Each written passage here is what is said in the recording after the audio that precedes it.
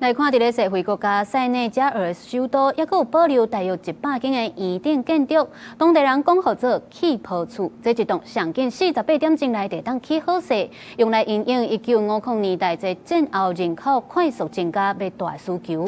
不過因為這起坡厝是正細間，無適合真儕人搬做伙，所以有可能佇咧100棟以內就會消失。一粒一粒圓形的厝頂，佇咧大樓之間看到是真特別。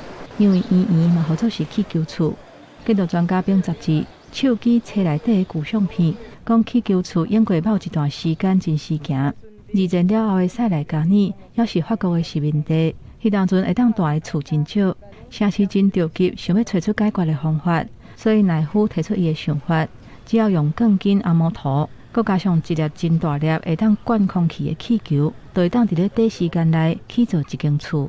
Effectivement, d'un point de vue économique, c'était très intéressant, c'était pas cher et ça permettait d'offrir un logement rapide aux gens. Il faut savoir que ces ballons, en 48 heures, ils étaient réalisés.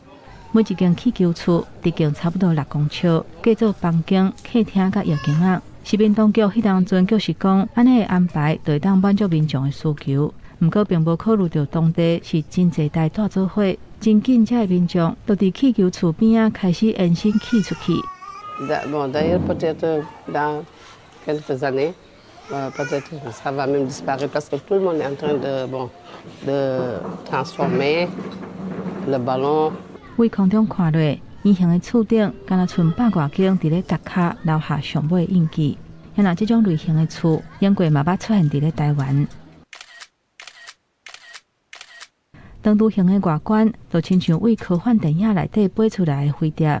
這間佇咧新北萬里翡翠灣1980年代起造的厝，靈感是芬蘭戰後建築師的創意。不過，即馬這熱度已經退去，為英國上百間的厝到今敢若剩5間。想過理想化主體的實驗，落尾手也是無法度經過現實的考驗。公視新聞溫本儀編譯。